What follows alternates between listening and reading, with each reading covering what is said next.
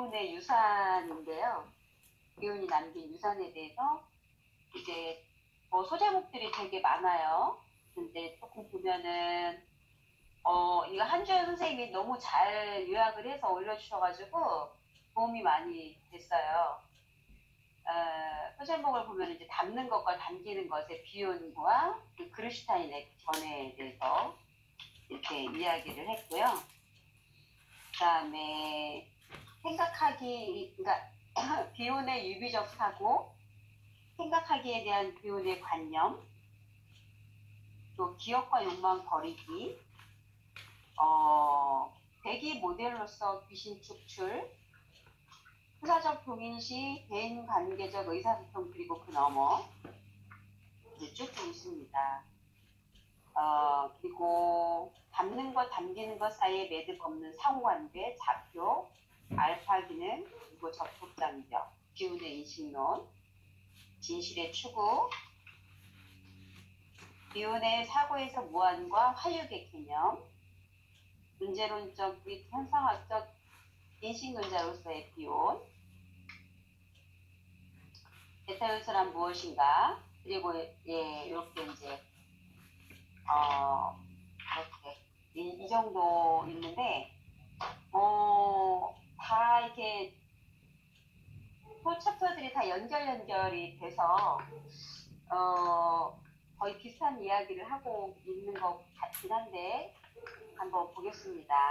네, 그리고 여러분들 너무 여기 어떠면 이 챕터를 하면서 굉장히 좌절이 생길 수도 있고 희망이 생길 수도 있어요. 왜냐하면 여기 내용 속에는 비혼이 평생 동안 추구한 것들이 여기 다 담겨 있어요. 크로트슈타인이 이걸 요약해서 비혼이 남긴 유산이라고 해서 이걸 전체 서머리를 했기 때문에 여러분들 이걸 읽고 다 이해 못해요. 왜냐하면 여기에 나온 소제목 하나하나가 다음에 한 챕터씩 우리가 공부를 할 내용들이에요. 그 요약이라는 걸 이해를 하시고 이해가 안 가더라도 이제 큰 흐름을 보면서 따라가고 그러면서 나중에 우리 충분히 디스커션하는 시간에 우리 얘기를 해도 좋겠어요. 그래서 편하게 이 내용 가지고 우선 발제하면서 여러분들 그냥 사고를 쭉 따라가면서 지금 얘기하고 싶은 거 좀 놔두었다가 나중에 디스커션에서 활발하게 얘기를 하면 좋겠어요.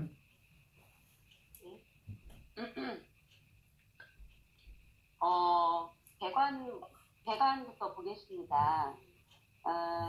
비혼은 프로이트와 클라인의 실증주의적 정신분석을 언어의 제한과 감옥으로부터 끌어내어 언어를 넘어서고 앞서는 영역으로, 즉 아무도 가보지 않은 새로운 불확실성의 영역으로 인도했다. 그래서 그 비혼의 어떤 그 무한과 그 우주의 개념, 또 오의 개념 이런 것들을 어떻게 정말 다 언어로 이렇게 한쪽 언어 안에 담을 수가 없는 것 같아요. 저도 제가 그런 말을 했던 것 같은데 이게 언어로 다 뭔가 이렇게 표현이 안 되는 것 같다. 언어로 담는 순간 뭔가 더 작아지는 느낌이 든다. 이런 얘기를 했던 것 같은데 어쨌든 그 언어를 넘어서고 앞서는 영역으로 가보지 않은 새로운 불확실성 영역으로 인도했다. 하고 있습니다. 그래요. 어떤 면에서 언어도 하나의 상징이죠. 이 상징이라는 원래의 것을 표상하는 건데 언어 자체가 우리의 실제 경험을 대신할 수는 없잖아요. 그래서 여러분이 언어로 여러분이 하느님이라고 얘기를 한다고 해서 그 언어로 가지고 어렴풋이 그 상징하고 있는 것을 무엇을 지칭하는지는 알지만 실제 하느님 체험이 일어나지는 않는다는 얘기죠. 하느님을 직접 만나는 체험이 아니고 하느님을 표상하는 상징을 보았다는 얘기죠. 그러니까 마찬가지로 우리가 십자가를 보았다고 그래도 십자가도 하나의 상징이죠. 십자가 너머에 있는 원대상을 볼 그 체험은 아니라는 얘기예요. 그래서 우리의 인간의 체험을 언어적인 표현 안에 가두어 버린다고 하는 것은 굉장히 우리 실제 경험들을 만날 수 없게 하는 하나의 족쇄가 될 수도 있다는 거죠. 그래서 이건 우리 특히 정신분석을 하거나 상담하면서 사람들의 정서를 다루는 분들은 이 언어가 가지는 한계를 잘 자각해야 됩니다. 언어만 가지고 인간을 이해할 수 없다는 것을 아마 비혼이 굉장히 과학적으로 여러분들에게 잘 설명해주고 있다고 보여요. 네, 이 영역에서 사람들은 즉 궁극적 무한한 말로 설명할 수 없는 항상 생성 중인 불확실한 그리고 비인격적인 실제에 대한 공포를 경험한다. 얘기하고 있고요. 분석가들은 어머니와 아버지처럼 몽상으로 내려가 귀신 축출해서처럼 환자의 고통이 되는 것을 최적으로 수용해야 하며 성취의 언어에 능통한 성취의 분석가가 됨으로써 환자의 고통의 이름을 감지할 수 있어야 한다. 그러니까 아이를 어머니 아버지가 돌볼 때 그 아주 초기에 그 추가적 동일시를 가지고 작용하면서 그 몽상으로 내려가서 그 아이가 보내는 전이와 전이라고 하긴 어쨌든 그 둘 간의 이 몽상까지 내려가서 아이가 나쁜 것을 이제 부모님에게 전이시키면서 귀신 추출을 하는 것처럼 그렇게 환자의 고통의 이름으로 감지할 수 있어야 한다. 그랬는데 여기서 성취의 언어에 능통한 성취 분석가가 됨으로써 이렇게 하는데 그 성취의 언어에 대해서는 밑에 나왔더라고요. 여기서 말하는 성취의 언어란 마음에 의해 감정으로 느껴지기 이전의 신체 정서로 이루어진 원시적이고 일차적인 전하부 언어를 말한다. 그래서 몽상의 어떤 그 수준에 이르려면 이 성취의 언어에 능통해야 되는데 그 능통해서 분석을 해야 되는데 그 상태는 마음의 감정으로 느껴지기 이전에 신체 정서로 이루어진 원시적인 언어라고 이야기하고 있습니다. 굉장히 중요한 개념을 얘기를 하고 있죠. 신체 정서라는 표현 자체가 여기서는 body emotions라는 개념을 썼어요. 여러분이 들어보지 못한 얘기일 거예요. body emotions, 우리가 마음으로 느끼기 전에 신체가 정서를 느낀다, 이런 거죠. 그 언어가 되기 이전의 상태를 얘기를 하는 거죠. 그래서 여기서 성취의 언어나 성취의 분석가 이런 것은 아주 훈련된 분석가를 얘기해요. 정서적인 커뮤니케이션이 가능한 분석가이라는 얘기예요. 그래서 이 얘기 성취의 언어나 성취의 분석가 그리고 여기서 보고 있는 이모션 중에 바디 이모션 이런 개념들은 나중에 한 챕터로서 우리가 또 풀리 공부를 해야 돼요. 근데 굉장히 중요한 개념들인데 아마 모두에서 이걸 설명하고 있다 이렇게 이해하시고 그래 언어 이전 언어, 전 언어 혹은 이거 뭐라고 표현하건 하부 언어나 전 언어라고 하는 건 우리가 보통 얘기하는 언어 이전의 언어라는 얘기죠. 어떤 언어의 하부 구조라고 얘기를 할 수 있겠고 여러 가지로 표현할 수 있겠지만 우리가 보통 언어라고 생각하는 것만 가지고는 우리가 인간을 이해하는데 큰 결함이 있다는 것을 설명해 주고 있어요. 그 밑에 보면은 원정서들, 개인의 정서적 접촉면과 진화하는 오가 만나는 충격에서 파생된 베타 요소들은 변형을 거쳐 진실을 전달하는 역할을 하는 정서들, 알파 요소들이 된다.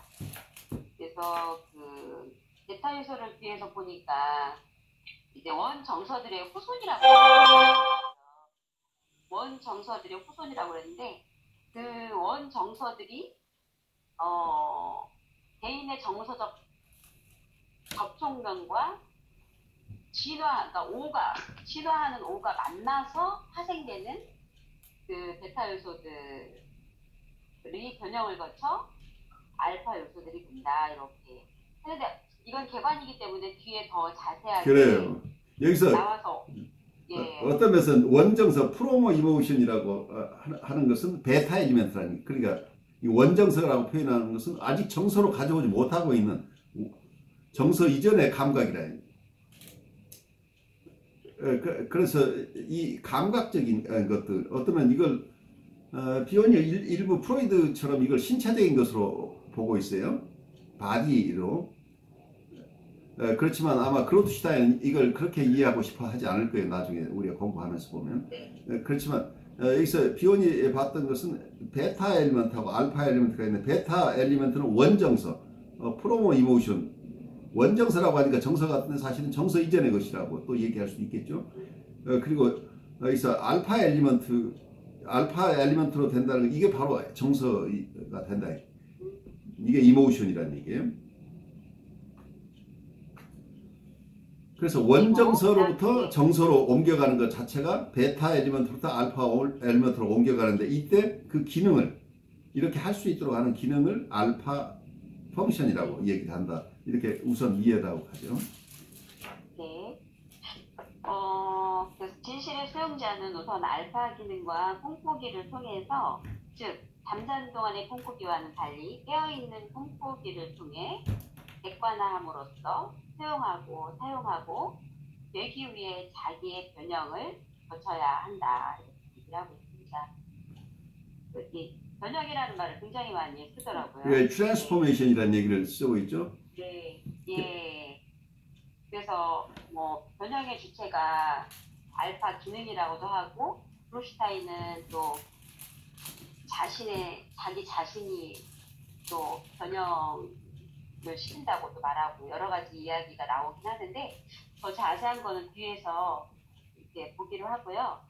그 다음에 이제 담는 것과 담기는 것에 대한, 그리고 알파 기능에 대한 비운의 번외입니다. 자, 첫 번째 보면은 비운은 담는 것, 담기는 것 상황에서 유아는 다른 어떤 먼 정서들보다도 죽음의 두려움을 엄마에게 투사하며, 엄마는 몽상 상태 안에서 알파 기능을 사용하여, 즉 뽕뽕이를 통해서 유아가 투사한 것들을 흡수하고 희석시키고 줄이고 해독한다고 말한다. 그래서 이제 몽상 상태에서 알파 기능을 사용하는 주체를 엄마로 봤고요. 그래서 아이가 그 투사하는 죽음에 대한 두려움을 엄마가 잘 콩고기를 통해서 담아주고 흡수하고 만들어서 그 공포를 해독한다고 이렇게 말하고 있어요. 그리고 이러한 정화작용을 하는 콩고기가 진행되는 동안 엄마는 투사물의 성질과 내용을, 그것이 무엇이고 무엇이 아닌지를 마치 좌표를 사용해서 분류하듯이 분류한다. 이렇게 나와 있고요. 네, 여기서 정화작용을 하는 꿈꾸기라고 우리가 번역이 되어 있는데, 원래 원문에는 엑소시스틱 드림이라고 얘기해요. 엑소시즘이라는 게 뭐 구마, 귀신 쫓아내기 같은 꿈이라는 얘기예요. 그러니까 엑소시즘이라는 것을 여기 비유적으로 지금 잘 가져왔어요. 구마 행위, 마귀 쫓아내는 행위. 그래, 엑소시스틱 드리밍이래. 그러니까 아이가 가지고 있는 데빌, 아이가 가지고 있는 마귀, 말하자면 중세식으로 얘기하면 마귀인데 사실은 감당할 수 없는 어떤 감각들이죠. 감각적인 건데 이게 정서로워지는 않았지만 원정서죠. 이런 것들, 이 베타 엘리먼트가 아이로서는 감당할 수 없는 거기 때문에 마치 마귀와 같다는 거, 이 마귀를 촉출해 나가는 과정처럼 이때 드림, 엑소시스틱 드림이라는 표현을 써서 아주 강렬하게 표현했어요. 이걸 정화작용을 하는 꿈꾸기라고 얘기를 했지만 마귀를 쫓아내는 꿈꾸기, 뭐 이런 식의 아주 강렬한 표현을 썼어요, 원문은. 그래서 아이가 감당하지 못하고 있는 이 고통을 대신 엄마가 그 아픔을 스스로 여기서 안는다는 얘기예요. 안아서 이걸 프로세스해서 결국은 이걸 쫓아내는 과정이기 때문에, 이 구마 과정에서 보통 여러분들 구마 행위하는 걸 영화도 보고 엑소시스트로 보실, 엑소시스트가 얼마나 힘든 과정이에요. 몸으로 그 고통을 자기가 안아야 되기 때문이죠. 그러니까 이 마귀를 쫓아내는 건 자기가 마귀를 안고 씨름을 해야 되기 때문에 자기가 실패해서 자기가 죽을 수도 있어요. 그런 개념을 여기 들여온 거죠. 그래야 비유적으로 설명을 하고 있는 건데, 어쩌면 우리가 이게 역전이라고 하는 거죠. 요즘 현대정신분석이나 이런 쪽에서 객관적인 역전위를 감당한다는 것 자체가 어떠면은 역전위 감당이 그게 휴먼 세크리파이스라고 얘기하는 게 이제 이런 개념이에요. 인신 공양이라는 얘기예요. 보통 고대 시대에 국가적인 큰 어려움, 그 사회가 어려움이 있을 때 사람을 제물로 바치잖아요. 그러니까 그 제물이 된다는 얘기예요. 어떤 그 고통스러운 상황을 누군가가 빠져나가기 위해서는 다른 사람이 그 고통을 안아주는데 이게 자기 몸을 내놓아서 희생해야만 이 사람이 살아난다는. 그래서 여러분들은 희생양이라는 얘기. 말하자면 여기서 상담자가 그 고통을 안아서 처리하는 이런 입장에 있다. 그걸 이 경험들을 지금 언어로 표현하려고 애쓰고 있는 거죠. 그 다음에 보면은 이러한 시도가 여러 번 반복해서 성공할 때 유아는 성공적인 경험에 대한 유산, 기억으로서 엄마의 알파 기능을 내사한다. 그래서 엄마의 이렇게 안아주고 담아주고 막 감당해주고 하는 것들이 반복될 때 아이에게는 그것이 유산으로 기억으로 남아있어서 그걸 알파 기능으로 내사한다고 합니다. 그러니까 엄마가 이게 굉장히 어려운 베타 엘리멘트를 알파 엘리멘트로 바꿔서 되돌려 주는데 아이는 그 알파 엘리멘트만 받는 게 아니고 이런 경험이 반복되면서 엄마가 프로세스하는 이 과정, 이 능력, 기능, 이 알파 기능, 그러니까 이 고통스러운 감각들을 정서로 변환해내는 이 능력까지도 자기가 가져가게 된다는 얘기, 점차적으로. 그래서 엄마의 기능을 아이 스스로 하게 된다. 이렇게 이해하면 되겠죠.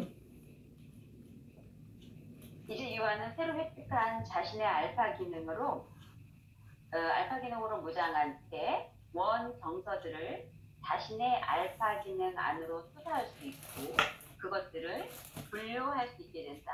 그래서 자기 안에서 해독하고 또 아까 엄마가 했던 그런 부분들의 그 뭐라고 하려나 수산물의 성질과 내용을 희석시키고 줄이고 해석한다고 했는데 그런 기능들을 아이가 점점 할 수 있다라는 얘기입니다. 그래서 아이 스스로 불안을 처리할 능력이 생긴다는 얘기죠. 그래서 이것이 유아의 생각하는 능력의 시작이다. 됐고요. 그루슈타인에 대한 담는 것, 담기는 것, 알파 기능에 대한 견해는 조금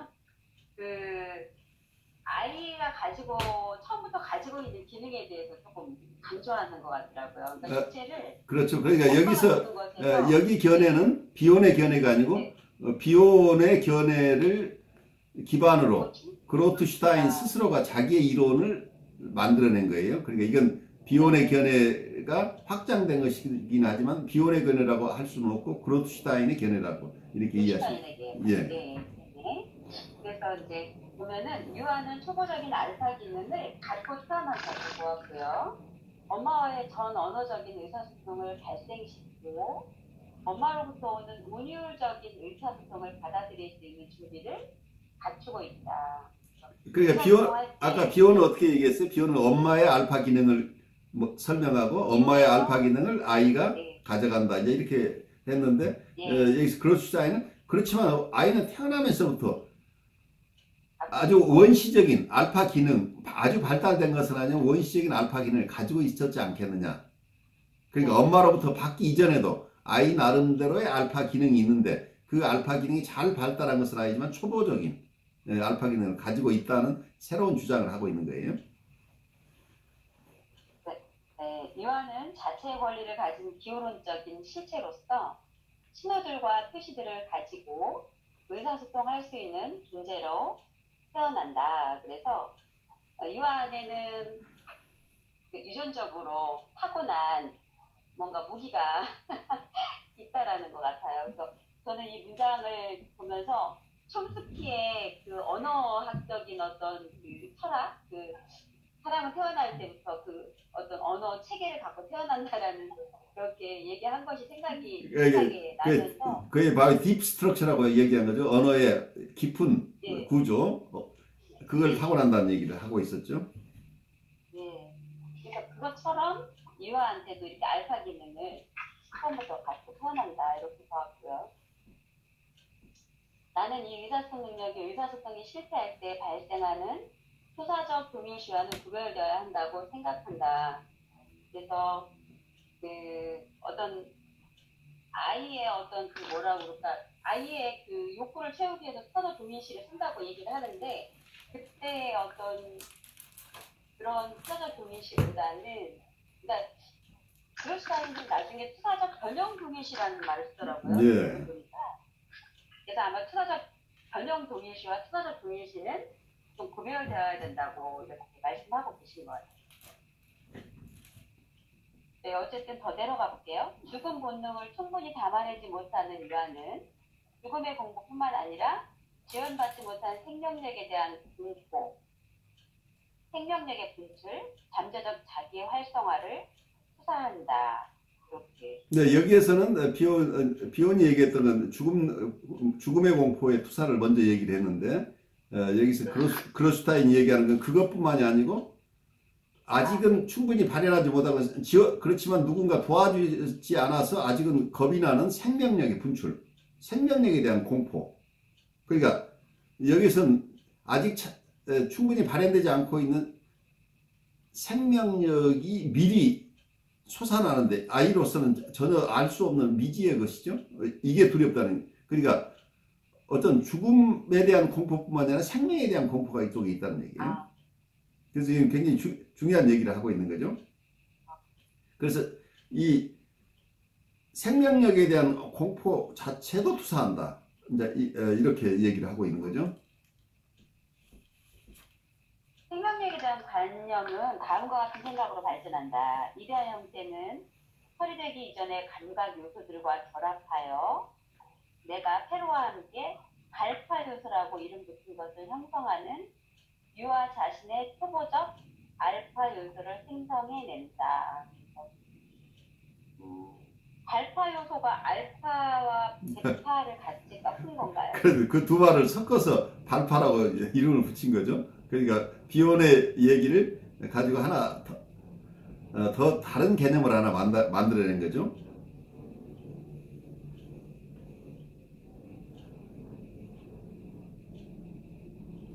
네. 그 다음에 보면 알파 요소는 베타 요소에 앞선다. 이렇게 얘기하고 있어요. 그래서 알파 요소는 이데아 형태 안에서 일찍 시작된 것일 수 있고, 일종의 미리 존재하는 암 또는 현존에 의해 이미 생각된 것일 수 있으며, 그것이 발달해감에 따라 다양한 범위 수준으로 변형되고 정비화된다는 것이다. 나의 이해에 따르면 베타 요소는 처리되지 않은 감각 자극들을 가리키는 용어로 사용되어야 한다. 미리 존재하는 알 또는 현존에 의해 이미 생각된 것일 수 있다 하는 얘기가 그건 원어로는 hypothesized intelligence or presence, 그러니까 가설적인 것이긴 하지만 어떤 intelligence, 어떤 지성 또는 현존, presence, 그게 괄호하고 Beyonce and Eckhart's God라는 얘기예요. 여기에 그냥 평이하게 번역이 됐지만 사실은 그 얘기가 굉장히 영성적인 단어가 이 속에 숨겨져 있다는 얘기예요. 어떤 존재, 인텔리전스나 어떤 프레센스가 이미 어떤 이걸 하나의 이 얘기는 인텔리전스라는 용어나 프레센스라는 용어, 어떤 존재를 얘기를 하는데 아주 지성적인 존재를 얘기를 하고 있죠. 고도로 지성적인 인텔리전스가 있었다는 얘기죠. 그 인텔리전스가 이미 이런 것을 미리 생각한 거다 하는 개념이죠. 그래서 이건 어떤 창조 얘기하고 맞닿아 있는 얘기를 하고 있죠. 그래서 여기서는 이 인텔리전스나 프레센스라고 하는 용어를 비온이나 마이스터 에카르트가 썼던 가드라는 개념, 신이라는 개념이라는. 어쩌면 이런 신이 이미 생각했던 것이다라는 이런 내용을 담고 있죠. 우리는 지금 새로 만나는 거지만 이미 누군가가 생각했던 거라는 얘기죠. 그래서 이 개념들을 앞으로 좀 더 깊이 봐야 될 부분인데 여기서 혹시 에카르트에 대해서 아시는 분 있나요? 혹시 수녀님이 좀 도와주시겠어요? 중세 때 이분이 예. 신비가였어요. 맞죠. 그게 이제 그 에포카틱인 측면에서 내면에 이제 존재하는 이제 하느님에 대해서 많이 이제 글을 썼는데 한동안 아마 교회에서 아마 저기 했던 걸 그걸 받아들이지 않았던 것 같은데 새로운 관상이란 게 드러나면서 이제 그분을 이제 많이 얘기하는 것 같아요. 굉장히 그러니까 독일이 낳은 대단한 신비가하고 그리고 신학자였던 것을 도미니칸 라인의 도미니칸 수도회 쪽에서 속해 있던 신학자였던 것으로 제가 본 것 같은데요. 이분의 썼던 얘기 중에 하나 재밌는 얘기가 있어요. 여러 가지 많은 얘기들 저술가로서 아주 중요한 저술을 남긴 분이기도 해요. 그래서 이분이 한 얘기 중에 The price of inaction is far greater than the cost of making a mistake. 실수하는 것으로서 오는 손실보다는 아무것도 안 함으로써 오는 손실이 더 클 수도 있다. 이 얘기를 해요. 그 inaction이라고 하는 게. 그러니까 아마 임상적으로도 여러분 잘 보세요. 뭔가를 하다가 실수해서 어려워지는 사람하고 아무것도 안 해서 아무 실수가 없는데 사실은 그렇기 때문에 이 사람은 삶이 없는 거죠. 그래서 아무것도 안 한다고 하는 거, 무의라고 하는 것 자체가 어떤 면에서는 무엇을 하다가 실패하는 것보다 훨씬 더 큰 비용을 지불해야 되는 경우가 있다는 얘기를 하셨어요. 어떤 맥락에서 하신지는 모르지만 어디서 제가 본 얘기예요. 그래서 이 에카르트라는 분이 영성의 대가하신데 그 비혼이 지금 어떤 그런 개념, 영성적인 개념을 수용한 것이 여전히 우리가 잘 알지 못해요. 비혼이 여러 가지 단어들을 썼는데 이게 어떤 분들은 이건 어떤 영성적이나 신비적인 얘기로 잘못 여러분들이 이해하지 말라. 이건 전부 정신분석에 관한 얘기다 라고 해석하는 후학들도 있고 어떤 분들은 정신분석적인 것은 그 중에 일부이고 이분은 후기에 굉장히 영성적인 부분에 깊이 들어간 거다. 신비적인 쪽으로 기울었다. 이렇게 보는 분이 있어서 비혼에 대한 해석이 각각 다르다는 걸 이해했으면 좋겠어요. 그런데 이 용어 자체들 속에 풍기고 있는 것은 우리가 받아들이거나 받아들이지 않거나 깊은 영성과 맞닿아 있는 용어들이나 개념들을 많이 사용하고 있다는 것은 확실해요. 비혼의 유비적 사고, 비혼은 유비적 사고, 즉 모델을 사용함으로써 분석적 사고의 고정된 틀을 깰 수 있었다. 예를 들어 알파 기능은 꿈꾸기를 위한 상상적 유비 모델, 즉 정서적 삶에 질서를 주는 추정적이라 이거죠. 추상적인 변형적 가정이다.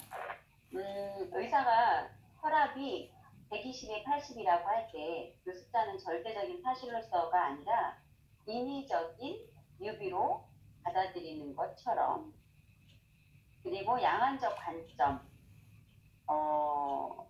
바로 관찰과 모델의 사용은 어떤 현상이라도 최소한 두 개의 관점에서 바라볼 수 있게 허용한다. 첫 번째, 아까 혈압 얘기가 나오는데 거기에 번역이 어떻게 되어 있냐면 수치가 120, 80이라고 말할 때 우리는 그 숫자를 절대적인 사실로서가 아니라 당시에 우리의 혈관 안에 있는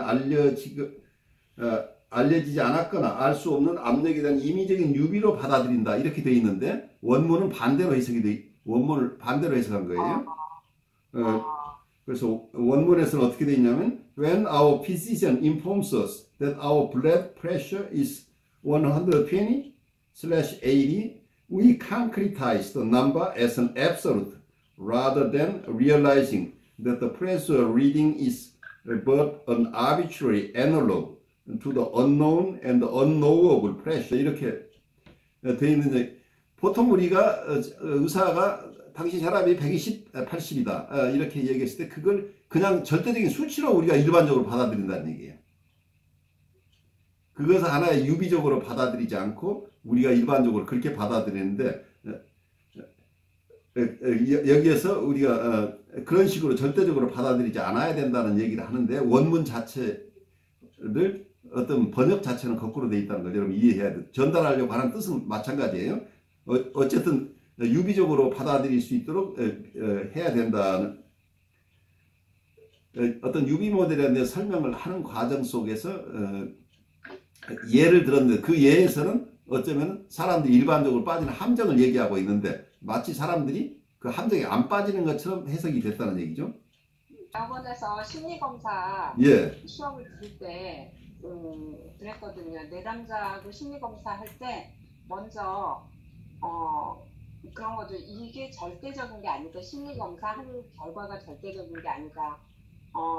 네가 그때 그 상황에서 그 순간 너가 이제 머물러 있는 지점이죠. 그렇죠. 그 지점에서의 거지.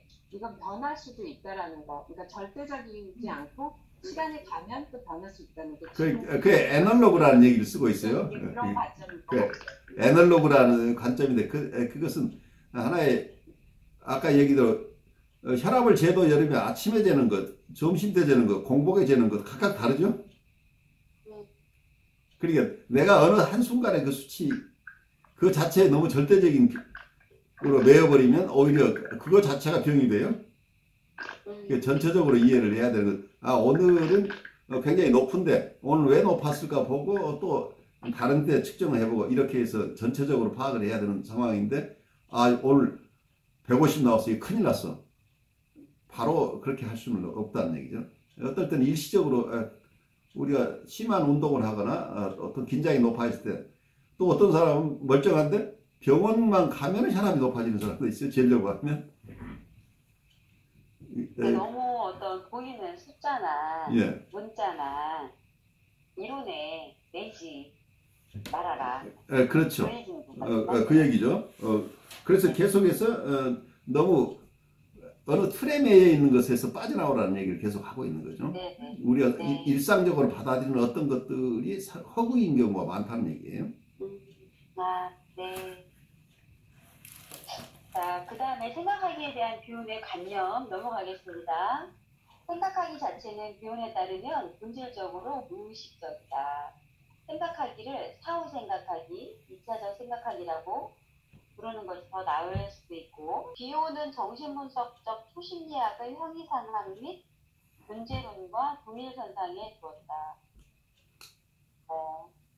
그리고 무의식 체계와 의식 체계의 관계에 대한 프로이드의 관념은 선형적, 갈등적, 일차적인 것이었지만 비오는 양안적 관점을 적용함으로써 상호 보완적, 협력적인 대립 관계일 수도 있도록 허용했다.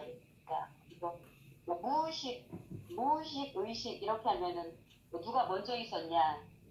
무의식이 먼저 있고 의식이 나중에 있었냐? 그리고 무의식과 의식은 갈등하냐? 또 1차원적인 것이냐? 이렇게 프로이트는 얘기를 했다고 한다면 비오는 상호보완적 협력적인 대립관계에 있도록 허용했다라고 얘기합니다.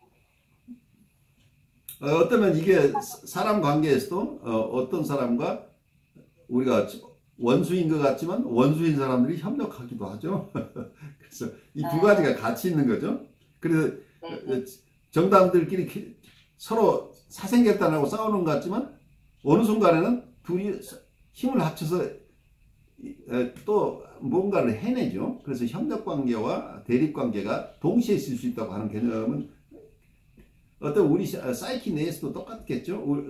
나중에 멜라니 클라인의 개념인 우울적 자리하고 패러노이드 스키조이드 자리, PS 포지션과 D 포지션이라고 하는 것도 비오는 어떤 면에서 최초의 패러노이드 스키조이드 포지션, 우리말로 뭐라고 그러죠? 편집 분열적. 제가 가끔 잊어버려요. 미안해요. 편집 분열적 자리에서 우울적 자리로 옮겨간다고 하는데 사실은 비오는 이 두 가지가 오버랩되어 있다고 보는 개념을 가지고 있어요. 이 두 가지가 동시에 있다 하는 것, 그런 개념이 여기서 양안적 개념이라고 봤었는데 어쩌면 우리 쌍안경을 가지고 보는 것하고 쌍안경을 가지지 않은 상태에서 보는 것은 전혀 다를 수 있다고 하는 거죠. 그래서 여기서 양안적인 관점이라고 하는 것은 조금 더 복합적인 종합적인 어떤 관찰, 종합적인 어프로치를 설명하고 있다, 이렇게 보면 좋겠어요.